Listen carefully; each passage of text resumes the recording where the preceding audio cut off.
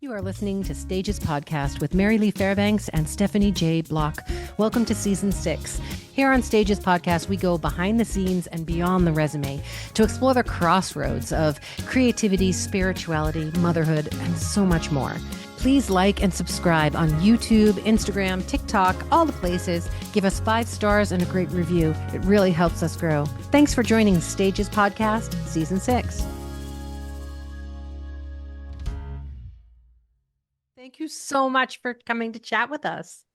Oh, Good thank you for morning. inviting me. Good morning, both of you. I'm just looking behind you. Look at all the beauty. Is lavender, purple, amethyst your color? Yes, I love Yes. amethyst. And so I saw that amethyst heart. Is that what you're referring to? Or the wall? Yes. You know, The the heart. walls, the amethyst heart. I'm wondering if your pendant even is showing that. It's actually the pendant, interestingly, it's a picture of Our Lady of Guadalupe. I love her. Oh, I I love love her. her. I Yes, have because icons of her everywhere, actually, Anita. oh wow, I love Yes. her. I'm not Catholic, but I just love her energy. Yeah, so beautiful. Thank you.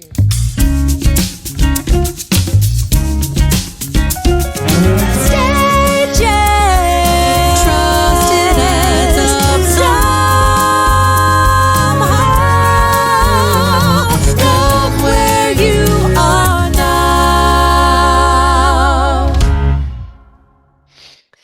Anita Moorjani is an author whose work has touched readers around the world. She's best known for her New York Times best-selling memoir, Dying to Be Me. In it, she shares a powerful story of illness, fear, near death, and awakening.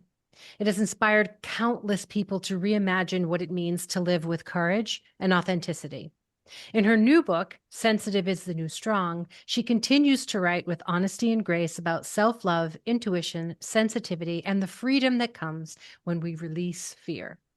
In 2006, Anita was diagnosed with end-stage lymphoma. It had spread, and she was riddled with tumors throughout her body. She fell into a coma, and her family was told that she had about 24 hours to live. Mm. While in the coma, she experienced an NDE, a near-death experience, and found herself surrounded by beings. Some were familiar, like her father and friend who had passed away years before. Others were benevolent spirits, helping her to understand the meaning of love and our existence here on earth. She awakened from her coma, and her grievously ill body began to spontaneously heal. In 4 days, her tumor shrank by 60%, and in 3 weeks, there was no trace of cancer in her body. Anita has been healthy now for 15 years. Her books are both gentle and profound. They Mm. offer readers not just a story of survival, but a reminder of the beauty, resilience, and wisdom that emerges from us when we truly begin to honor who we are and live with fearless authenticity. Please welcome Anita Moorjani. Hooray! Wow, wow. I loved Thank your you. book. I loved it. Oh, thank you. Thank I, you for that beautiful introduction. And which book did you read? Dying to Be Me or Sensitive Yes. as the... Oh, right, I read great. Dying to Be Yes. Me twice, and I read Sensitive is the New Strong just in preparation for this interview. So, yeah. And I'm glad to hear you're working on a third one, too. Your I will fourth be one. buying it. A A fourth Oh, it's fourth one. one. wonderful because there's one in between Dying to Be Me and Sensitive as the New Strong, and that's called What If This Is Heaven? Oh, How yes, yes, yes. how That did one I I had miss that? earmarked. No, I have that one earmarked actually. And when you said, Mary Lee, when you said gentle and profound, Mm. I hope you received that, Anita, as intended, because to me that's exactly right. I was admittedly, I didn't read. I read with my ears. I did the audiobook.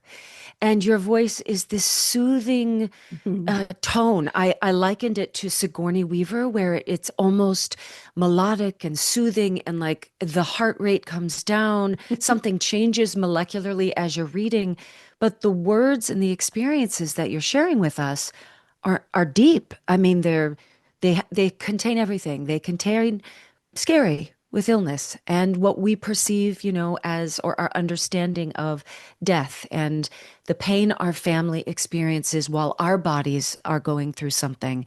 And then your reintroduction back onto earth, all of it was so impactful, meaningful, but yet told at such this even and balanced way. It's Wow. remarkable, really. Wow, thank you. Thank you. Actually, when she said gentle and profound, that really landed. I've never heard anybody describe it that way. And I got goosebumps in that Good. You moment. feel she So, got it right too, because I feel like she got it just right. I'm writing it down. It Well, could be the title of the episode.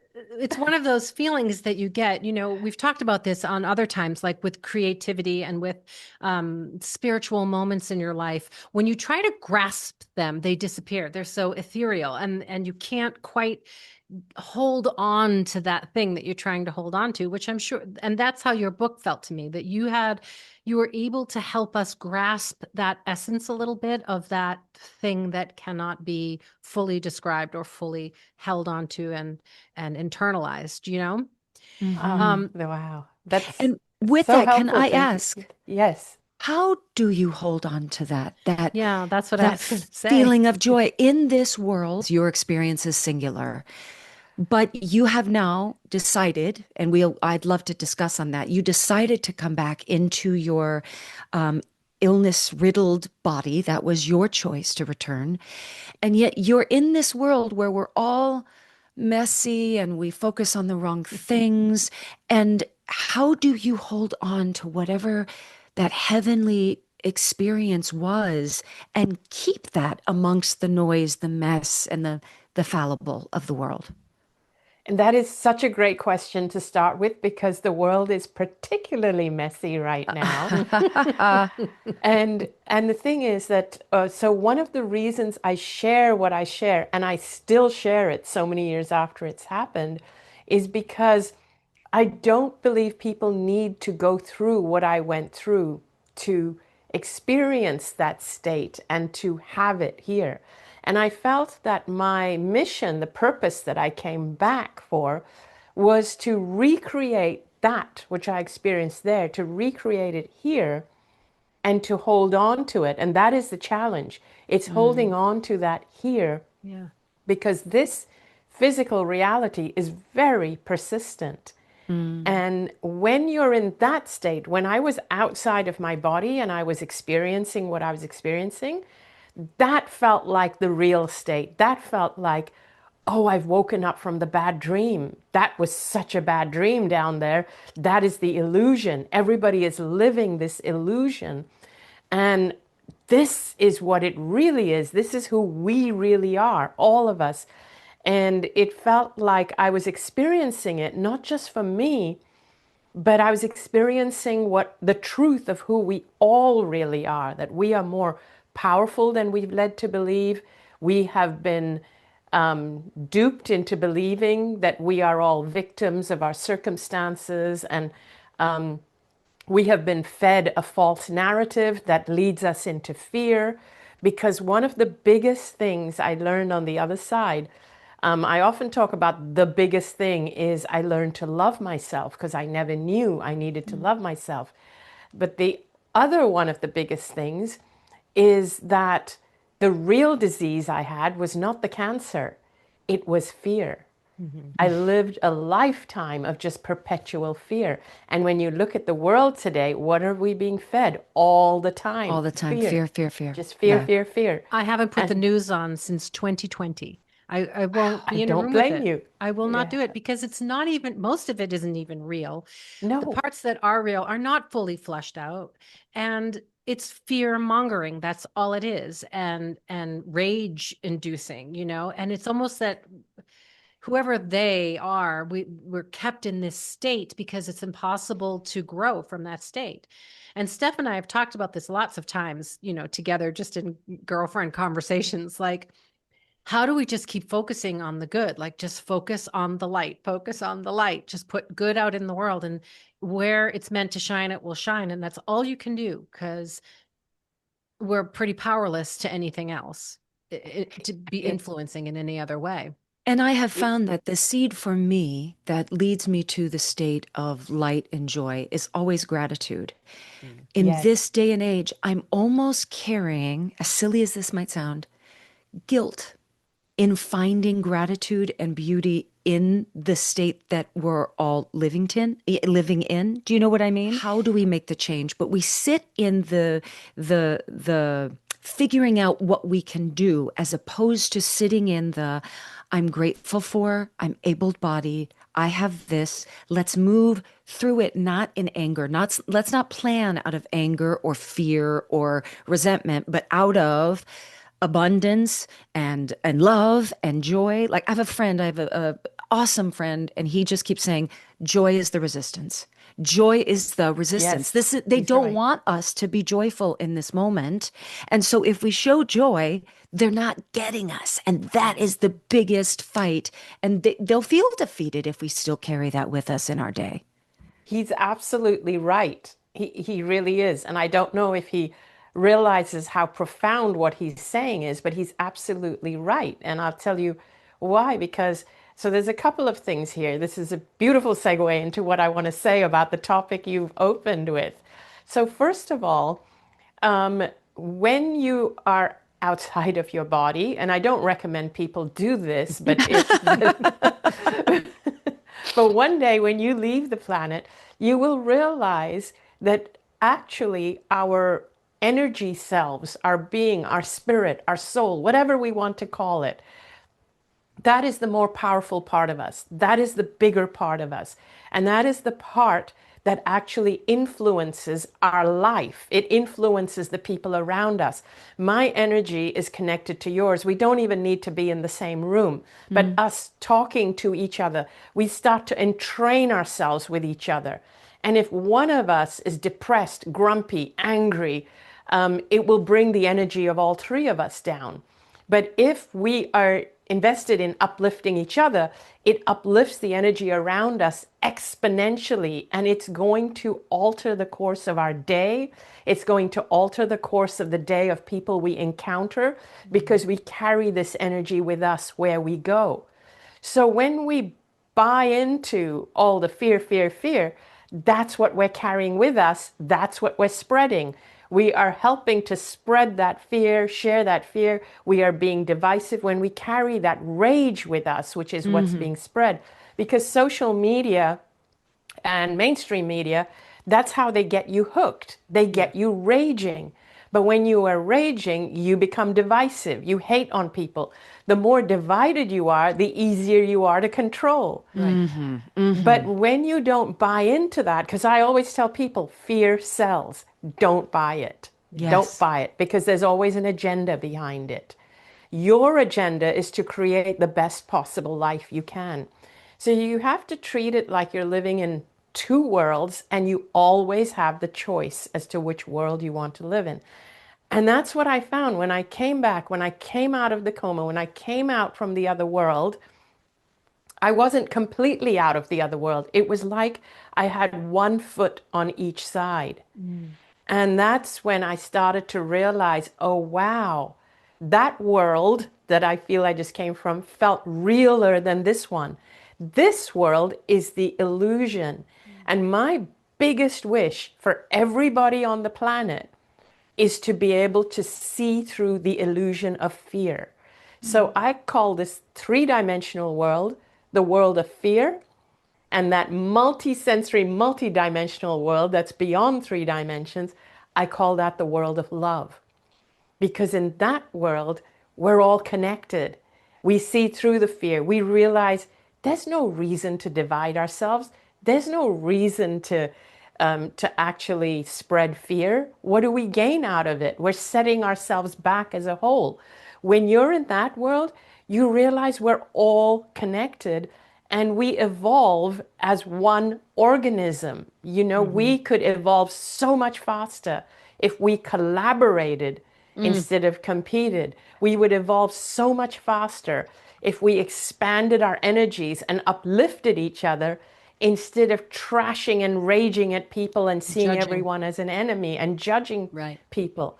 And when you really understand that you are energy first, And when you deplete your energy by being in this anger, rage, hatred, divisiveness, fear-based space, you are diminishing your own energy, you're inviting illness into your body, Yeah. and you are spreading that to the people around you. And it is the collective of this whole energy that creates all the wars, the hunger, the famine. You know, people often say, and I'm going to say this, I don't get political. I don't care who people voted for, because all of us are going to die. And when you die, you're going to realize that, oh my gosh, I could have done things so differently. I should have loved more. I prioritized what wasn't important. It will happen to all of us. But what I want to say is, when people blame one person for all the problems of the world, when they say, oh, it's this political leader or that political leader, and we put all our blame and we're all victims of something, it's actually not one person. It is an environment that has been created by all of us that actually allowed this one person to get into power. What is it that we've created? What can we create differently? So the other thing I tell people is that it takes a lot of energy to fight against what is, and it depletes people. What I would rather do, and it's great that some people are fighting, protesting against unfairness and all. We need those people. And if it makes you feel good to do that, do that. But if it's depleting you to do that, there is another way that really works for people who are tired of everything that's happening. I want you to focus on the world you would like to see instead. What would you like to see instead? And start walking towards that. Start building that, working with people towards creating what you would like to see instead. So when you're quietly creating something else that's more beautiful, more all-encompassing, more loving, more rewarding, more empathic, that has more compassion, you will attract people that are like you, and together you can expand that exponentially. Stages Podcast will be right back after a word from our sponsor.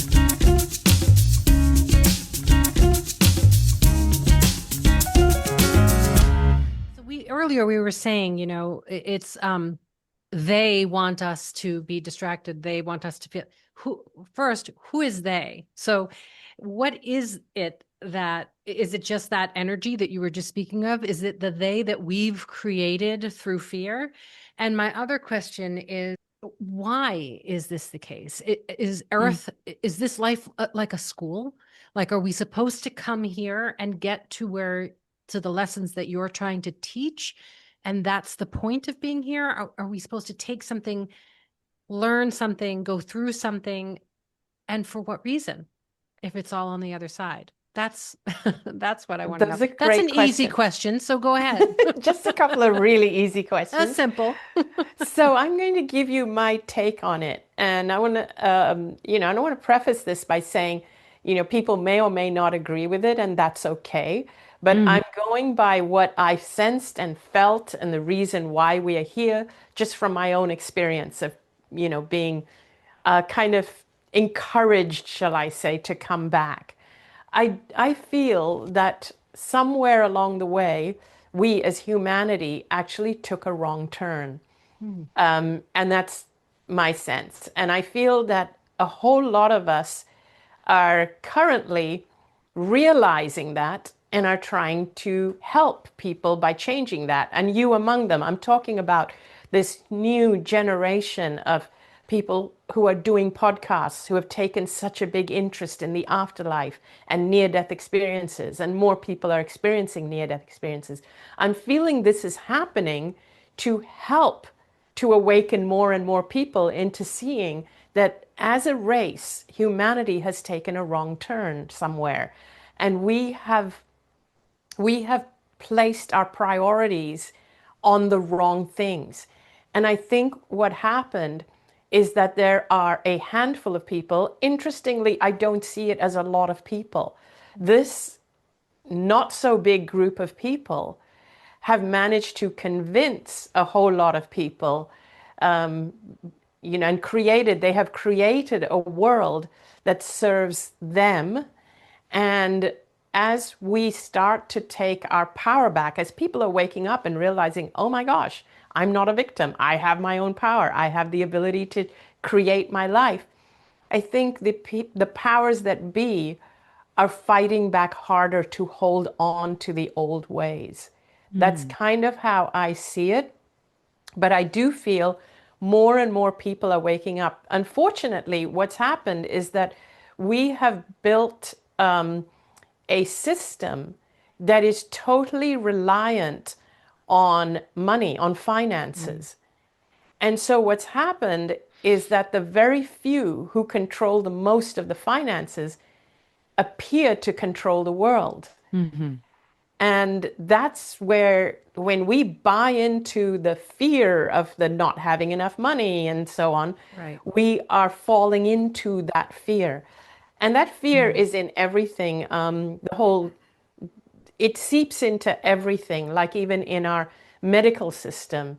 Our medical systems are very, very finance based. It's not really about healthcare, it's about what makes money. Big pharma, yeah. It's big pharma. And so all of it is run by money, not run for the care of people, not run. So the healthcare system isn't really a healthcare system. It doesn't actually care about people or the health. It And cares about profits. those systems pay government workers to keep things the way it is because they profit. That's how it works. But what Right? I'm hearing is if we change our priorities, we strip them of their power. Then they Yes. don't have that power over us. Ex- If we say money is not the goal, Yes. or, these consumer ideas are not the goal, then they've got nothing over us. 100%. That's exactly right. Now, I'm just going to give you, I use analogies because it's very hard to put into words, ask people to use their imagination. So you have to use your imagination here. And I'm going to use a little analogy. I want you to pretend that you can see energy, people's energy, right? So just pretend you can see everybody's energy. And when you can see their energy or their auras or whatever we want to call it, and you notice some people's energies are really big, and you'll notice some are really small and tiny. And the ones with almost no energy, and we'll call it life force energy, those are the ones that deal with illnesses and things like that. Now, you might think that their energy is small because they're ill. It's the other way around. Anybody can expand their energy.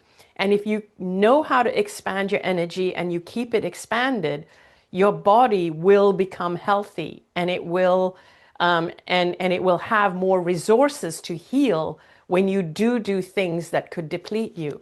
So the idea is to have a bigger energy.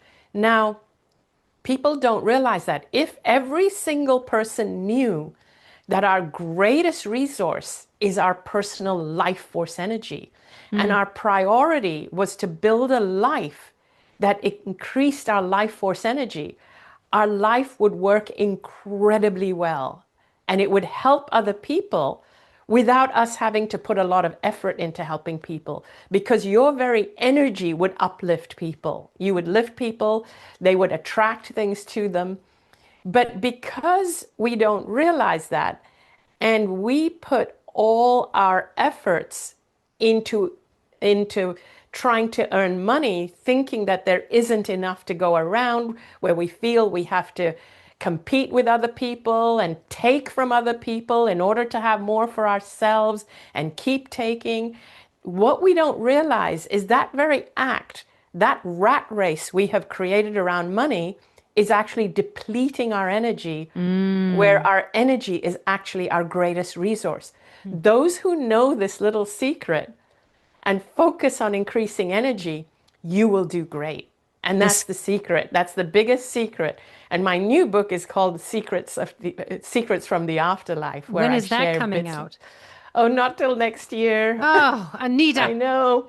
I know. Write faster. But yes, that scarcity mindset is going to set you back even further. It's just going to keep taking from you rather than, we always Yes. talk about acting through inspiration rather than desperation. people can sniff out desperation. The universe can sniff out Yes. desperation. And sadly, it works against each other. You know, it is not going to reward something that is desperate. It will reward something, like you put it, the life source, but that inspiration will be, if it's not recognized, it will bring to you people who are so intrigued by it or attracted, whether they know it or not. And it perpetuates. It Yeah. keeps making more and more and more. But we Yeah. are Exactly. we're tiptoeing into a space here that I think is a good one to talk about. It can very easily enter into that toxic Oh, yeah. positivity space, Yep. right? Yep. Where we just think, well, think good thoughts and, but it's not just about It's that. not It's that. about matching your action to that energy. Yep. And my motto is one thing every day. I do one thing every day to work towards something that I desire or that I'm dreaming of. And one thing every day. And so there's a balance. You don't want it to be all work and outcome, and you don't want it to be just positive thinking that sure, everything great will happen, because it requires that, teeter totter of both has to work together. So here's what I talk about to help people to not get into that toxic positivity. Um, I always ask people, how does this make you feel? How does it make you feel? It's not the thinking, it's what are you feeling inside. So, in other words, somebody who is really sick, it's not about thinking yourself into health. So I'm just giving you that as an example because I experienced being really very, very ill. And people say, did you just think you were well, or what happened? Did your mind heal it? No, it wasn't that. It's how you actually feel and your desire to move forward. So, in other words, when I came out of the near death experience, I knew I was already well, but my body had to catch up. Hmm. So, what would it take for you to know you are already there? It's not thinking about it, it's not imagining it, it's acting or being or living as if you are already there. So, when I have somebody in front of me who's dealing with an illness, this is actually what I tell them. I actually say, if you had a clean bill of health today, what would you do to celebrate? Go and do that. Now I want you to plan your life and start living it like a healthy person and have something to look forward to every day. Talk as if you have your whole life ahead of you. Get your family on board. Get into an environment where people are talking about your future and they're not talking to you like a sick person. I know this is okay to say, but Steph, this is what you did when you got pregnant. I know I'm smirking, Anita, and I'm going to Yeah. share this with our listeners. My pregnancy journey, I found the love of my life quite late. I was already in my mid 30s. I didn't really start to think about having a family until I was about 37. We tried all the, natural approaches, Chinese medicine, fertility doctors. And 5 years into it, I was going through another, process with hope. So I thought, I thought I was hopeful to have a child. And Mary Lee actually invited my husband and I to go to Rwanda. And my doctors all thought I was mad. They said, you're 41, going on 42 years old. You are on this pregnancy journey. You cannot stop the treatments. You cannot stop coming in here once a week. We have to keep the rhythm, the cycle, the temperatures, all the things. And I said, no, no, this is a once in a lifetime chance. And I really believe I have to go. So I went and I left my OBGYN, my fertility doctors, and I went and just saw my general practitioner, who is this world traveler. He's a little woo-woo. He's both medical doctor and spiritual doctor at the same time, which I love. I love And that. he says to me, he said, are you pregnant? And I was deflated and I said, I don't think so. And he says, okay. It breaks my heart every time you come in here and I see your whole energy shift and you say, no, I don't think so, when you don't know. You could be. And I, as a scientific doctor, can't give you any of the vaccinations for the trip to Africa, right? The CDC will not allow me to do that because you have a possibility of being pregnant. I don't want to tell you not to go to Africa, but I wouldn't advise going there without the proper precautions. So do me a favor. For the next 2 weeks, you walk around this world like you are pregnant. If you're on the subway and it's full, you ask to sit down because you're going to have a baby. If you're in Starbucks and there's a line at the restroom, you say, "Do you mind if I go up front because I'm pregnant?" Now, this was not immaculate conception, everybody. I didn't just create a baby by thinking. There were, practical elements to it. But within 2 weeks, I went back and he said, "Guess what? You are pregnant." Now, I joke, I say I'm the greatest actress in the world because I actually created a pregnancy.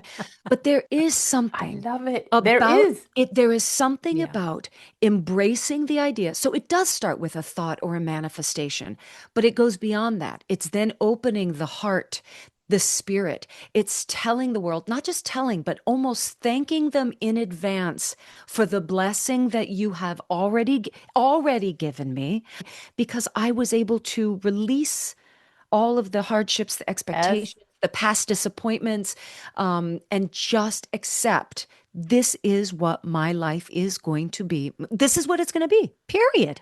Yes, yes, I love this. I love your doctor and I love this story so much because this is exactly what I tell people who come to me, who talk to me, or write in. This is what I tell them at events. People who are dealing with an illness. Stop living like a sick person. Stop living like this is who you are and you have no other future beyond this, and you have no future unless you can kick this illness. No, live like you are a well person. Start now. Start creating your future as a well and healthy person. What are you going to do with the rest of your life? And it shifts them, because what it does, even in your case, it shifts your energy. Yes. It completely shifts your energy, and your energy is what creates your life. Now, energy is like it's such a generic word. I wish there was a better word, but it shifts your life force energy, and that is actually what creates life. When people say to me, "Could you explain to me how did your body heal so fast?" I said, I was, I already knew I was healed, and so it shifted my energy. So I was literally vibing at a different level than when my energy was that of a sick person. It's got nothing to do with your physical body. It's to do with where your energy is vibing. And I know that sounds so woo-woo. It really sounds woo-woo where your energy is vibing. But it is with you knowing with every fiber of your being, and because you're acting it like you were, Stephanie, you were acting it, you believed you were pregnant and it manifested. And please know, listeners and watchers, that if you are fighting an illness or if you are having difficulty getting pregnant, this is not your fault. This is not what we're saying. Yes, I'm We glad all you said just that. collectively are saying that beyond the physical, if you believe what you can't see, there is this marriage between whatever this energy, and we do all wish there was a more specific, nuanced word, but there is this energy, and then there is the worldly, and it's so easy and air quotes natural to feel of this world, but there is a connective tissue that may not miraculously heal you or miraculously allow you to have a baby, but that shift sure changes your perspective, the way you go forth every day in life, even with the sickness in you, even with whatever might be empty, the outcome will still be positive because of this energy source that you're tapping into. Yes? Yes. And I also think too, if we make contracts before we come, right? And if we've made a contract where this particular illness and even if you don't survive the illness, there will be lessons that come out of that illness. And that was a Yes. contract that you had with others in your life and others around you. And so it's not about like blaming the victim of the illness. I remember Exactly. I got thyroid cancer, and I study the chakras and yoga, and I teach all that stuff. So for me, I was like trying to sort of understand like why the thyroid. I'm a singer, how interesting that it's my throat. And what I realized was ever since I was little, I would take a very chaotic childhood and I would channel it into song. That was how I got that energy out of my body. I would sing, and it just became my habit. And then it became my job and my career. And then one day I had my child and I stopped. I just stopped singing. And it was just because I was busy. I started writing, I started doing other forms of expression. But I feel a part of that was the energy rose up to get expelled, like always, but it didn't go out, and it got stuck, and the energy was stuck there. Now, there's that, but there's also the fact that I lived in the World Trade Center, red zone, right? So nothing is one thing, everything is many things. But energy, I believe, plays a huge part. And I think in one of your books, and you'll have to correct me because I'm probably going to quote it wrong, but you say our life force is so powerful that when we don't express it, when we don't use it to our advantage, that is when it gets stuck and begins to turn into something negative. Am I saying that correctly? Yes. So I definitely know what you are referring to, and it is you've got it pretty correct. I do say that our life force, all of us, we are so powerful, and we always have a choice as to how we want to express that life force. But when we completely repress it, particularly if we beat ourselves up and think that I'm not deserving or worthy to be heard, like my voice isn't important, who am I to express myself? Particularly when we're judging and beating ourselves up, and that's why we are quietening our voice and repressing ourselves, then it starts to express itself either through an illness, like it's our bodies start to rebel against this repression, or through having a bad temper and lashing out and maybe even committing a crime. And so there are ways it's going to come out somehow. So the thing is that it's to realize that this life force energy, this soul, this spirit that's come to express itself through this body, through this space and time, it needs to express itself. And it's also to realize that this spirit or soul is, after all, an expression. It's spirit. It's an expression of source, of God, of love. We can call it what we want. But when we think that, oh, who do we think we are to express ourselves, or my voice shouldn't be heard, and I don't want to be heard, and who am I? When we're judging ourselves, we're actually denying that source, that love, that piece of God, that aspect of God from expressing itself. And so it's not a punishment when things happen. If our body starts to manifest an illness or something, it's not a punishment. And again, I'm not blaming the victim. When somebody has an illness, it's definitely not your fault. So I'm glad you brought that up, Stephanie. But what I do want people to know is that you're not a victim, but you can actually change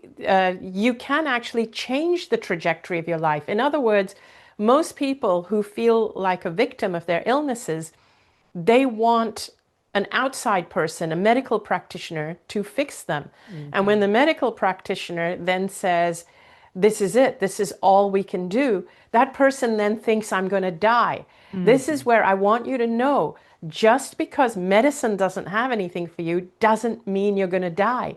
There's still a lot that you can do to explore why you got sick, how you can heal. You can create a wellness trajectory.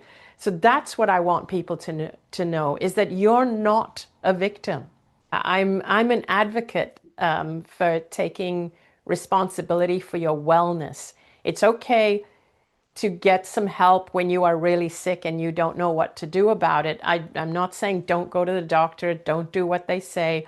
I would go if I needed life support, if I was dying, if I was in an accident. We need the doctors. But I do also tell people, take some responsibility for your wellness and because there's so much that we can do. And there's so much that's not taken into consideration, because having understood, having had terminal cancer, having gone to the other side and come back, I really do realize that there is so much that we can do to reverse or create a wellness trajectory, which a doctor cannot do because they don't have that level of control over our lives.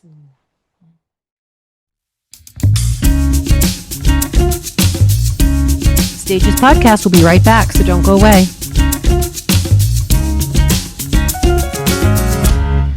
I have a question about, when you passed over, you spoke about there not being such a thing as time, like linear time, that you were witnessing what was happening in the room, what was happening in the hall, watching your brother fly over to come to you Hong Kong. from Yes, he yeah. was coming from India. Yes. But simultaneously seeing other lives that you had lived with your brother or were living with your brother. I find the thought of multiple timelines really fascinating. And I wonder if, manifestation is almost just tapping into some of those timelines where there's an alternate life that you are living and you can tap into that life and sort of jump timelines. I don't know if that's a real thing. Sometimes I like to think about it, but when you came out of that, if there isn't linear time, can you describe what time is and what alternate timelines are? So this is a really challenging subject to explain, but this is what it felt like. I can tell you what it felt like when I was outside of my body. It felt like when I'm not locked in to this body, focused in this time and space to this life with this family and these circumstances, I was outside of my body, I could access multiple lives that I had lived on different timelines, past, present, and future, but they were all available to me.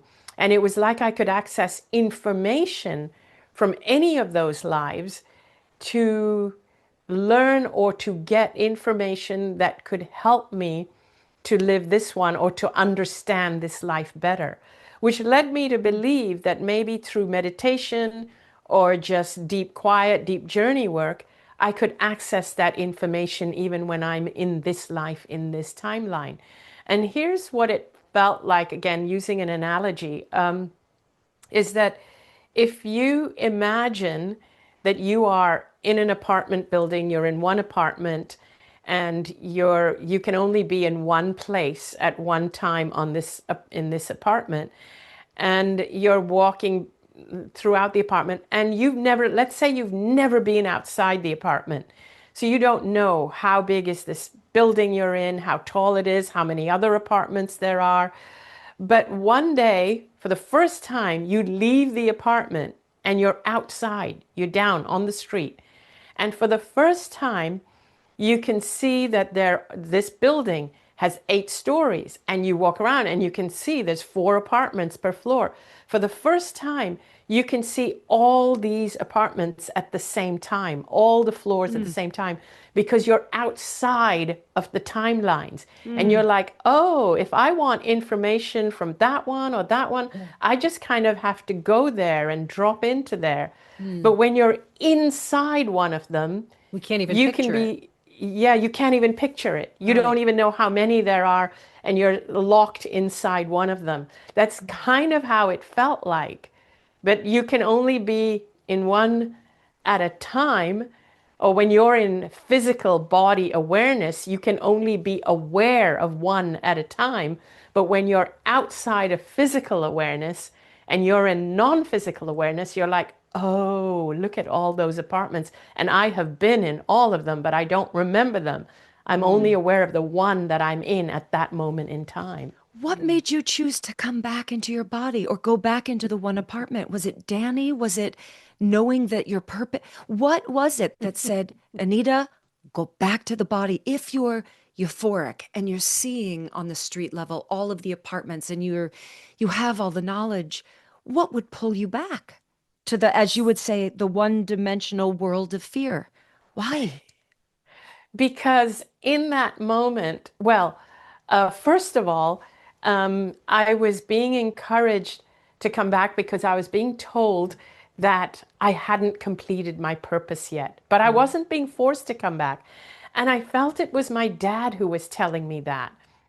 And I was also understanding that if I chose to come back, now that I knew who I truly was, which means I was not a physical body, I was so much more, that my body would heal very, very quickly. And I understood that because no part of me wanted to come back to a sick body at first. No part of me. I was like, I had been suffering, my family had been suffering, and it was so amazing there. But then I started to understand, oh, you're going to heal very, very quickly. And you haven't completed your purpose yet. Then I started to understand that my husband Danny and my purpose was linked. And if I didn't come back, he would, there would be an exit for him soon where he would also cross over. Now, at first, I didn't even think that was a bad thing because he would just come and join me In there. Euphoria. Yeah. In Euphoria. So, how is that a bad thing? But that's when I started to realize, and I was being encouraged. And you know, everything is telepathic there. It's not verbal. It's an understanding. But I did feel a lot of it was kind of coming from my dad, where I was getting this understanding that I was getting a chance to relive something that I didn't get a chance to before. And the message I kept getting was, all you have to do is go back and live your life fearlessly. Now, here's the piece.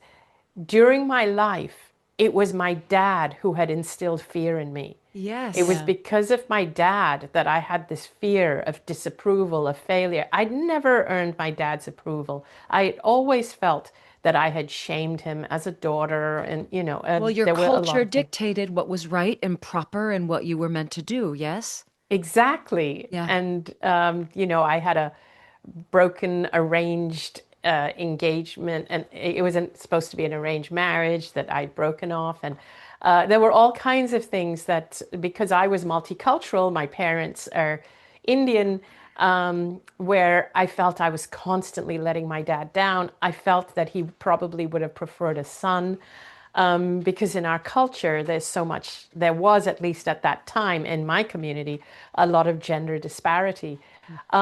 So I had always felt that I had to win people's approval. I always had a fear of disappointing people, of failing.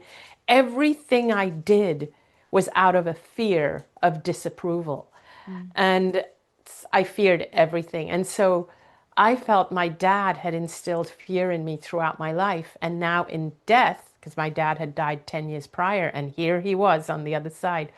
In death, it was my dad that released me from that fear and said, all you have to do is go and live your life fearlessly. And it was almost like I was getting the second chance to live life without fear, but also the fact that I had a purpose and I didn't even know. For me, I'd lived a completely what I thought was a purposeless life.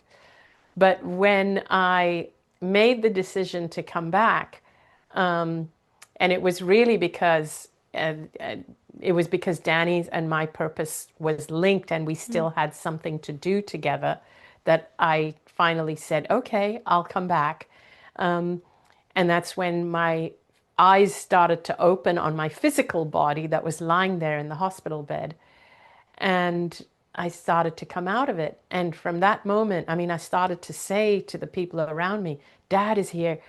For a long time, I was living in two worlds. I had one foot on this side, one foot on the other.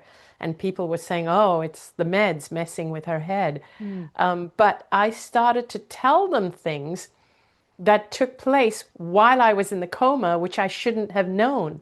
I was telling them about conversations that they were having with doctors outside the room. I was naming doctors whose names I shouldn't have known because they had not come in the room and I'd never seen them before I went in the coma. And everybody realized something had happened and they were really shocked. And then my body started to heal so quickly. And I started to see everything that I was aware of on the other side, where I was told this, your body's going to heal really fast. You have this purpose. It's going to unfold. You don't have to figure it out. You just have to live your life fearlessly. I started to see it actually pan out. Have you met with other NDE folks and sort of compared experiences? And what is that like if you have? I have. So for me, when I came back from this NDE experience, it was really hard to integrate. My husband, Danny, it was almost like he experienced it with me, but he was pretty much almost the only person I could share it with. And my brother, who had flown to be by my side before I died. So he knew what had happened. My mom knew what had happened. And this was like just a close nucleus of people who were right there with me, who were part of the whole experience of me being in the coma, thinking I was dying. They were all crying, and then me coming out of it and then being shocked. And then I told them what happened, and they all, of course, related to it, believed me. They said, it has to be something divine but it was hard to integrate into the rest of the world. People said, wow, you're lucky you had a spontaneous remission. But when I would try to explain what I experienced on the other side and what I saw unfolding, people said, oh no, that was just the drugs messing with your head. And oh no, you've got to start adjusting into real life, get back to real life. To me, real life was now different because I had seen a different reality. But us was mere real life. mortals didn't know. We don't know that, Anita. We're so frustrated because we're just earthly humans. And so I would try to explain it, but I realized I had to go into a cocoon for a while because I didn't want to come across as condescending or special or more superior. I certainly wasn't trying to do that because I didn't think I was special. I felt this was something anybody can access if only they knew. If they knew. And the way to access it is to actually elevate your energy and do things that bring you joy, make you happy, have a passion for life, feel like you're in love with life again, be euphoric. That's how I was feeling. And it was in that euphoric state of, wow, I experienced something. That euphoric state is what made my body heal so fast. And so I started to think, wow, maybe if people who are sick could get into a euphoric state, they would heal faster. How do they get into euphoric state? It's about getting excited about life again. And so I started to reverse engineer and I started to talk about this. In the early days, people said, oh yeah, you're being delusional and I'm not going to tell my sister or my mother who's dying of cancer that all she has to do is get into a euphoric state. So I was being dismissed a lot. But what started to happen is I actually started to see my life unfold and my story got discovered. But talking to your question about NDEs, what saved my life was that my brother discovered a forum online that was called the Near-Death Experience Research Foundation. And they had an online forum, and it was for people who had had near-death experiences. Now, I didn't even know that what I experienced was an NDE, a near-death experience. I didn't even have a label for it because I had what doctors call a spontaneous healing. But when I started reading some of the near-death experiences on this website, I thought, oh my gosh, what I experienced was so similar. I was expanded. I could see, hear, and feel. There was like so many similarities. So I submitted my story to this website and they published it right away. And it just so happened that the owner of the website was an oncologist. And so he was super interested in my story and he asked to see some of my medical records. And he said, this is incredible. And he put my story on the home page of his website because he wanted everybody to read it. And he said, this is the first I've seen where somebody had a spontaneous healing as a result of an NDE. And I said, does it actually classify as an NDE? And he goes, absolutely. You were near death. You had all the traits. And so then the story went viral. And then it was discovered by Wayne Dyer. And he got his publishers to reach out to me. And for those who don't know, Wayne Dyer is like a spiritual teacher, guru who has now passed to the other side. But he had he sold like 55 million books in 40 languages. And so he had his publisher reach out to me and they invited me to write a book. I literally got a book deal land on my desk in my email. And my life just completely changed. And everything that I saw on the other side, where you don't need to figure it out. You have a bigger purpose. You have a mission. Just share your story. Just share it fearlessly. Now, for me, going out there in public, sharing my story, writing books, going on stage, that would have been my biggest fear ever. I was not this person that I am today, but I love doing what I do. Obviously, I am this person. I'm more this person than the person who got sick. So, but it just unfolded by itself. I read this little statement that made me giggle. It said, if you're not feeling ready, that's okay, because ready is not a feeling. Go do it.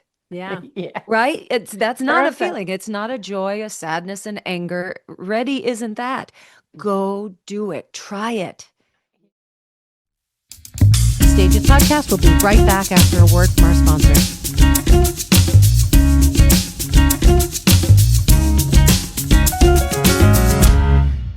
It feels like to me that the world is more open to these sort of experiences now. And I don't know if it's one of the positive things about having internet and we're all so connected in this way, but it feels like, years ago, someone talked about experiencing a UFO or UPA or whatever we call them now. They were Yeah, kind of shunned and made to feel crazy. Yeah, But cuckoo. now we're talking exactly. about it because it's for real, right? And Yeah. I mean, even Jane Goodall, I heard her talking about Bigfoot, like, why wouldn't it exist? Like, tribes have these sightings of tailless monkeys that are 6 feet tall, and so it feels like the parameters that sometimes get put around stories like yours by, prove it, that sort of feeling like, well, did doctors prove your spontaneous healing? And is it documented? And that kind of thing seems to matter less now.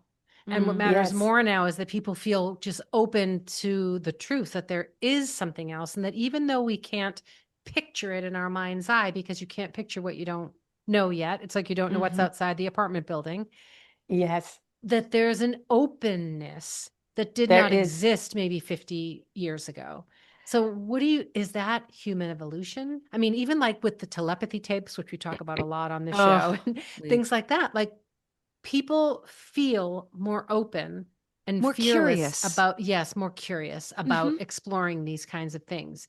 So is yes. that, in your opinion, is that like a human evolution? Is that part of fighting this darkness of the few people in control that have kept us fearful? What's your take on all that? I think it is part of evolution. I think more and more people are waking up. I think I'm also going to say I think we're getting more and more help from the other side.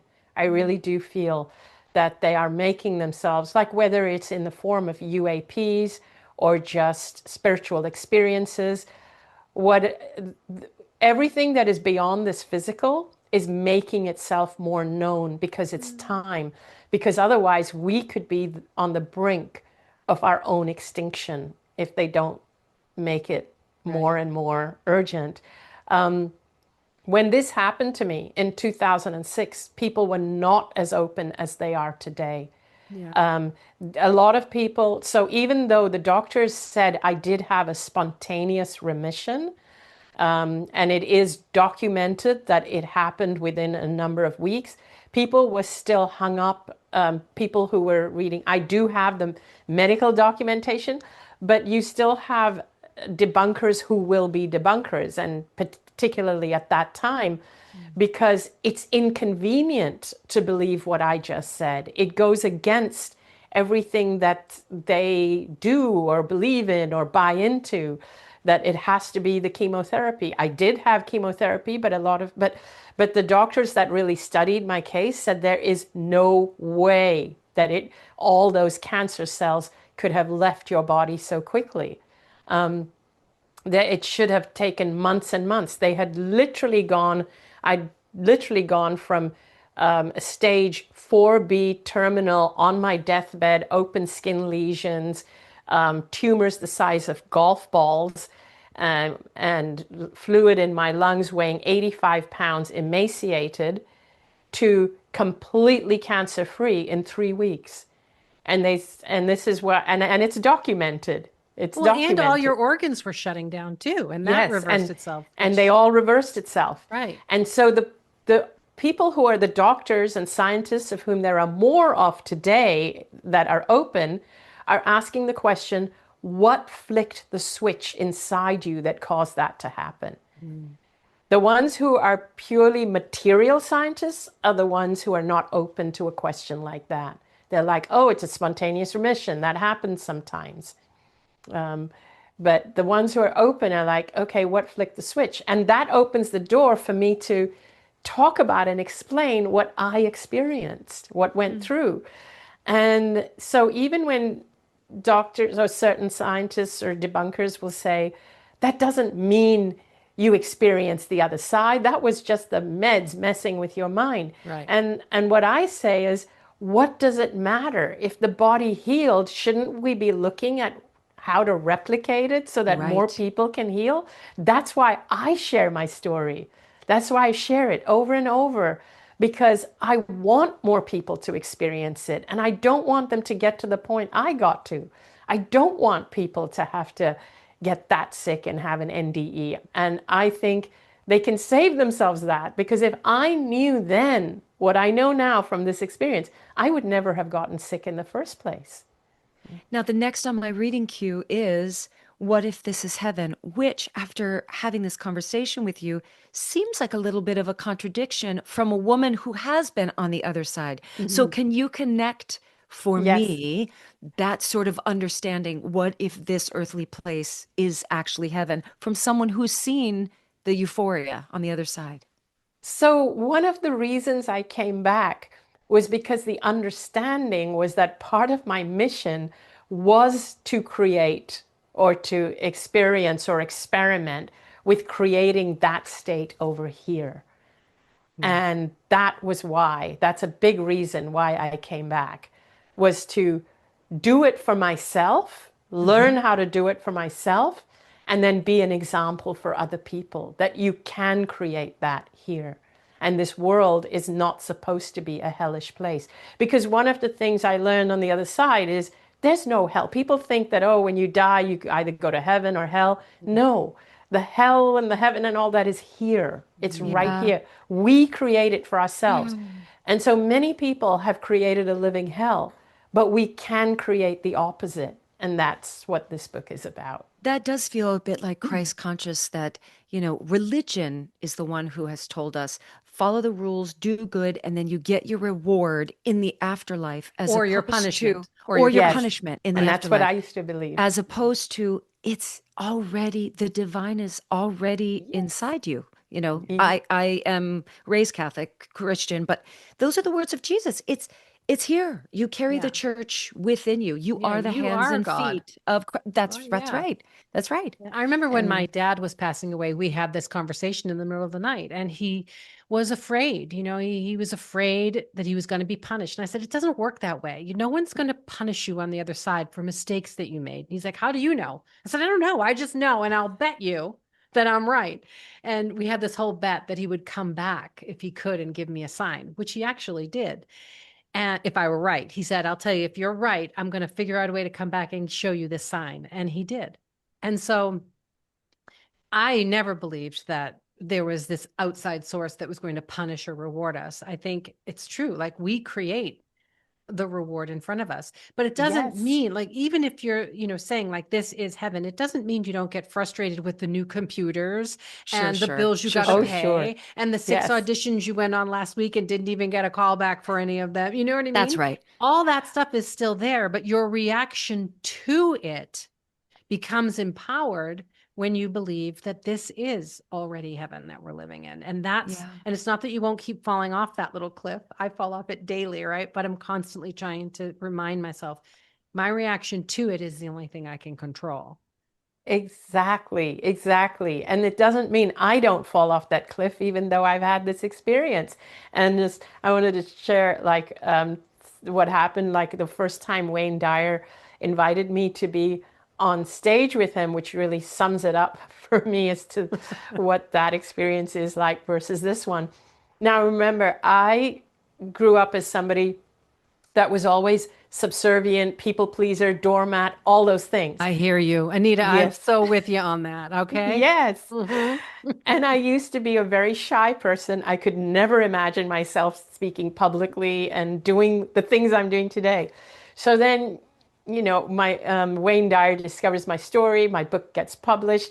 He writes the foreword to my book, and I was living in Hong Kong, and this is 2012.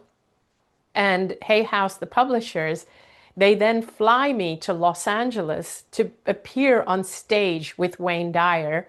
So I'm there in Pasadena at this big auditorium, and I'm in the front row seat, and Wayne is on stage. There's an audience of 3,000 people, and it's being live streamed to thousands more. And then he starts talking to the audience. He goes, and there's this woman in Hong Kong, and he starts sharing my story, who is dying from terminal cancer. And then she has this NDE, and then he goes, and she recovers, but wait. And he goes, but wait, why am I telling the story? We flew her here to tell you the story herself. Anita Moorjani, come up on stage. So I get up on this stage, and I'm standing there looking at 3,000 people. And I am so scared, and I get handed this mic, and I'm shaking, and I'm starting to tell the story. And then and Wayne is going, come on, Anita, share this. There's 3,000 people here waiting for you to share it, and there's thousands more on live stream. And of course, him saying that makes it That's even not worse. helping. It's not helping at all. That doesn't help, Dwayne. No. And so I'm like quivering. And then he goes, what have you got to be scared about? You've been dead and back. It's And true. yeah, but then that's when I said, being dead is easy. Public speaking is hard. And that's the truth of it. Being here is hard. Being dead is easy. People who are dying, people who have crossed over, they're fine. It's us that has to deal with being here. It's really true. Well, this has been such a joy to chat with Fascinating. you. Yeah. I can't wait to read. I'm going to go back and read the What If This Is Heaven book. And then I can't wait to read next book, which I'm sure I will devour. We'll be right back with the 5 questions. But first, a word from our sponsor.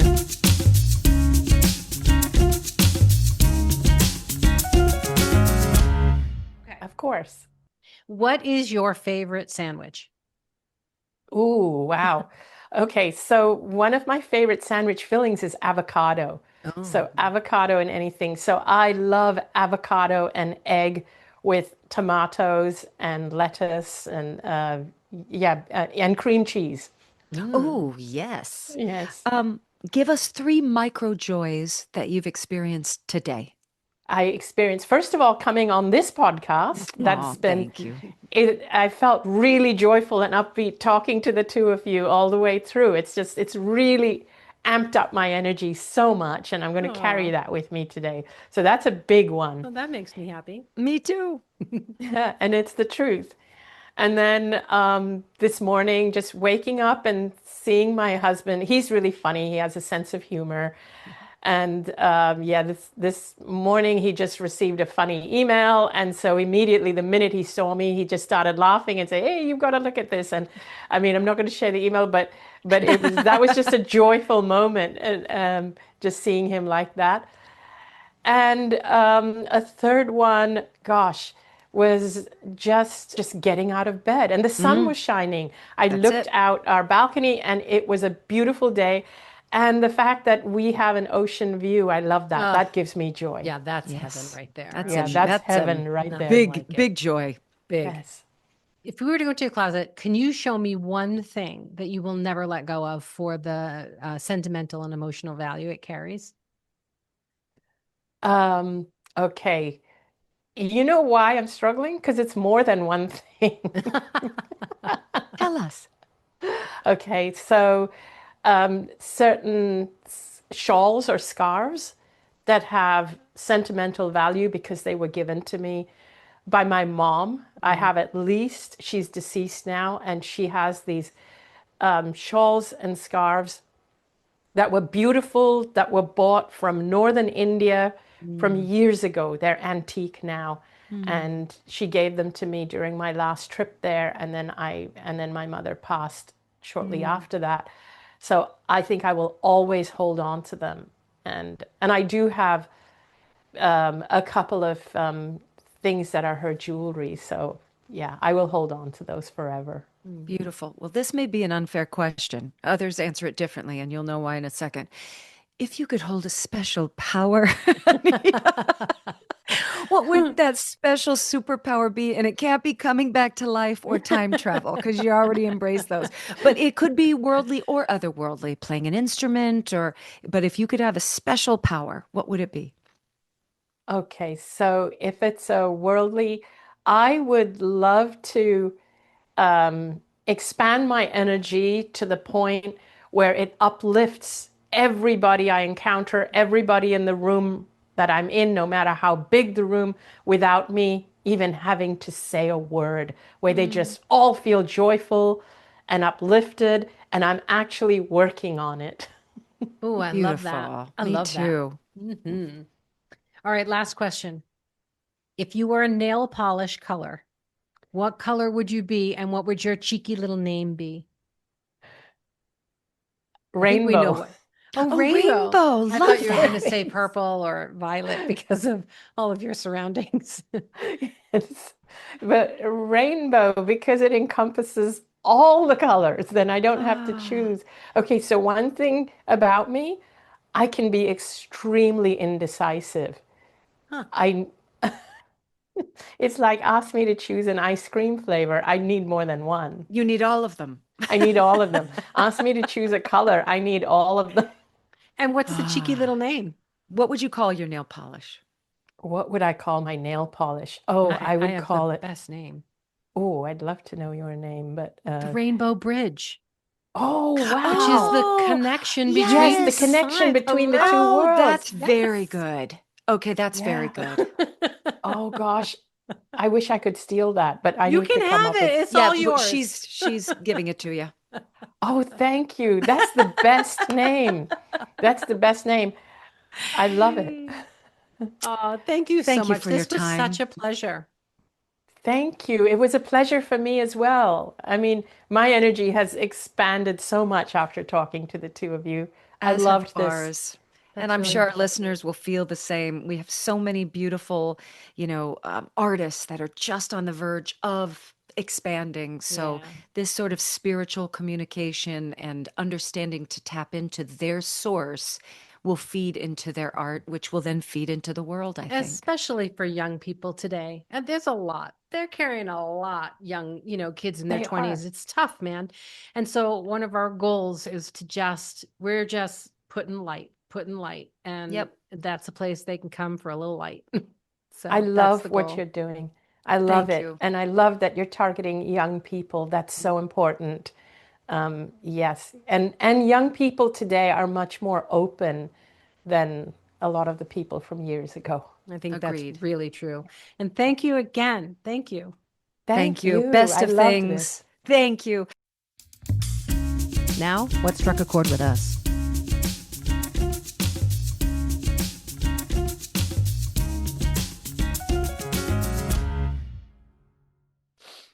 You close your perfect. Oh, look how she fades out. Oh my Oh my. God. Okay, this is the first time Wow, that's so any guest, fancy. and she also has a trademark. Oh. What's wrong with And us? it's Well, a no, rainbow. Her trademark is a is a rainbow. rainbow and Wow. the eternity sign. Okay, I just have to look at this logo for a while. How I do we must get that? admit, I don't know. I saw it on her website, but boy, does this have major impact when the image of her disappears and then this comes onto the screen. I love it. That's I love it. beautiful. All right. That was so I have, special. oh, really beautiful. Now, is Yeah. she still with us? It I looks don't like she's know. still logged in. Yeah, maybe. I don't know how to Okay. boot her out, but She's ever present. So, she's she's on never the leaving street us. looking into every single apartment. Okay. All right. I have big feelings about so many things. Oh, she just And, left. Okay. well, okay. Um, it makes me feel in the same time all the more human and all the more spiritual, if that makes sense. Like, I do know that the source is inside of us. I also know that we were built in the likeness of something bigger than ourselves, and yet we're constantly being pulled into the world. Like, it goes back to the conversation, head, heart, spirit. Like, how are you in tune and able to balance and navigate all of those things? Because I can be very much aware of the joy of something and still be in the elements that will control my next step. Does that make sense? It does. Well, it was kind of the question that I was trying to ask. Like, who is the they that's controlling things and putting these, but also why are we here? Like, is this a school? Are these life lessons? Yeah. I tend to believe that you come back again and again until you learn the really important lessons that I you think need she to. answered that with the idea of when she was in the other world, she got to see herself in different lights. So Yeah. I think that did substantiate what you just said, that our energies continue on in other forms and experiences and times. Now, here's where I have trouble. If there is no time, then we're experiencing that essentially in the same moment, but then what? Different planes? Like, I'm not scientific in that way. But my smaller self, and I'm going to own it with love. I'm not like, invalidating my ideas or thinking I'm not worthy, but I can't conceive. I can't buy into that everything's happening everywhere all at once at the same time. It's just too big for me to possibly comprehend. And so instead of that being something that frees my spirit, it actually paralyzes my spirit. If that makes sense, it's just Interesting. too big. I can't move forward. So I need to understand that I like the contract idea. I was raised on that with my voice teacher that whatever was decided, good, bad, or indifferent, it's all part of the larger plan. Yeah. And it's not that negative, positive energy, right? Yeah. I It's believe that just too. this is happening because you'll look back 3 years and go, that's exactly, I needed that building block in order to get through this moment or to succeed in this moment, right? Or I might not even know why it's happening, but at some point I will need this lesson down Right, the line. Yeah. right. Making a reason out of it does feel right to me. And I do believe that my energy, once leaving this particular body, it will find its way to another life source to continue on. May not be me in this physical form, but it certainly will be all of the cracklies that make me, just in a different body or different space. Well, Or I'd like to just learn the lessons and not come back again. I don't need another you're go done. You around feel this like you're merry-go-round. done. No, I'm good. I'd like to finish out this merry-go-round ride, and I'd like to move on to whatever other options I might have except coming back to Earth. Okay. Okay. Fair enough. Unless we turn Earth into slightly more of a paradise than it is through this one. Do you know what I Have mean? you? Yeah, sure. Have you ever done regression? Have you Yeah. ever know? Okay. Do you have past lives? I know of a couple that I think I had. Yeah. So you Yeah. know of them, but did they resonate with you, or did it feel Big like time. something? Oh Oh, it no, it did. felt Oh, it like did. It did. I felt the feelings and all of it. It was a lot. Yeah, I've never done past lives. I've had one healer say, "Have you ever done homework on Atlantis?" And I was like, "No." He goes, "You should. I feel like you lived in Atlantis," Oh, which that's is so interesting because I neat. have a beautiful, complicated relationship with the sea. You know how I panic when it's seafood, like literally, y'all. Marilee's laughing, and I'm embarrassed to say this out loud because it Because you seems were a mermaid. That's irrational. why you can't eat I your was the brethren. queen of Atlantis, everyone. And my minions were the shrimp and the lobster and the fish that I You will cannot eat not in eat this your world. minions. That's right. Correct. It Correct. makes They're my perfect sense. family. No, mm-mm. No, but I've never done it. I think I could be open to it. But yeah, no, I'm like you said, what we used to think was completely cuckoo. The Stephanie that would be so sure and say, absolutely not. That's conspiracy theory. No, you're talking ridiculous. No, that makes no sense. Yeah. Now I'm like, Oh, I don't know maybe. what's real. Yeah. Who knows? I don't.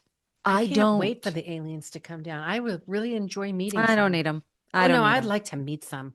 I don't need them. Nope. We met some in our last episode. It's rocky. I feel good about that. That's as far as I need to go.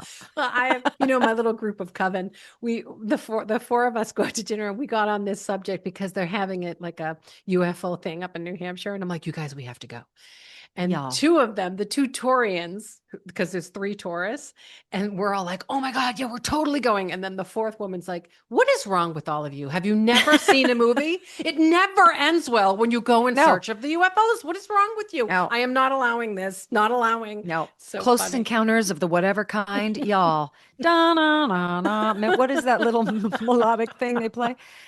Don't go. Don't I'm go. totally going. I'm going to have a With the little tinfoil hat and the a thing and sign this- like, beam me up. I want to see them. I want to meet some. I got lots of questions.